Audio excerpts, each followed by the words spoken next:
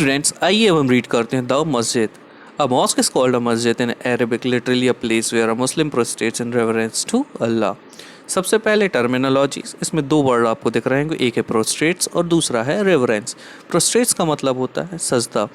आपके टच में जो भी हमारे मुस्लिम फ्रेंड्स होंगे, आपने उन्हें देखा होगा कि वो अपने घुटने के बल बैठकर अपने सर को झुकाकर जब भी अपने अल्लाह को याद करते हैं तो उस पोजीशन को सजदा कहा जाता है। और रेवरेंस का मतलब होता है सम्मान देना, भक्ति करना, उनके प्रति श्रद्धा रखना। In a congregational mosque Muslim read their prayers together. यहाँ पर जामा मस्जिद या फिर मस्जिद जामी को कॉन्ग्रीगेशनल मॉस्क कहा गया है, जहाँ पर वो अपनी प्रेयर्स, जिसे नमाज कहा जाता है, एक साथ रीड करते हैं। Members of the congregation choose the most respected learn male as their leader for the rituals of prayer.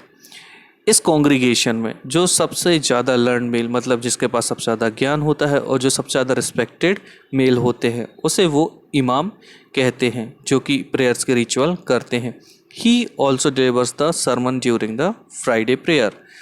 शुक्रवार यानी जुमा के दिन जब भी वो अपनी नमाज अदा करते हैं, उस दौरान इमाम उपदेश देते हैं किसका? अपने धर्म का, जिससे खुतबा भी कहा जाता है। ड्यूरिंग प्रेयर मुस्लिम स्टैंड फेसिंग मक्का।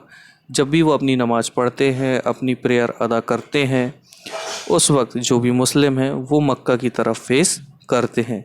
अब इंडिया में हमारे यहाँ मक्का किस तरफ है? वेस्ट में। तो इसीलिए सारे जो मुस्लिम्स होते हैं वो वेस्ट की तरफ फेस करते हैं और इसे ही कहा जाता है किबला। जो दिल्ली के सुल्तान थे, उन्होंने सब कॉन्टिनेंट के हर उस एक एरिया में जहाँ उनका कंट्रोल था वहाँ पर मॉस्क यानी मस्जिद बनवाए। इन मस्जिदों से डेमोन्स्ट्रेशन होता था। कैसा डेमोन्स्ट्रेशन? उनके क्लेम का कि वो प्रोटेक्टर हैं of Islam and Muslims. Mosque से एक और हेल्प मिलती थी कि इससे sense of community, sense of collectivity मिलता था उनके बिलीव्स को लेकर, उनके बिलीफ सिस्टम को लेकर, उनके कोड ऑफ कंडक्ट को लेकर। और ये नेसेसरी था। It was necessary to reinforce this idea of community because Muslim came from variety of backgrounds. ये जो मुस्लिम थे ये वेराइटी ऑफ बैकग्राउंड्स से आते थे, इसीलिए इस आइडिया को रेनफोर्स करना, मतलब लागू करना नेसेसरी हो गया था उस वक्त दिल्ली के सुल्तान के ऊपर। आप फिगर 4 और फिगर 5 में देख सकते हैं कि उस वक्त कैसे जो मस्जिद है वो मुस्लिम रूलर्स के द्वारा बनवाई जाती थी।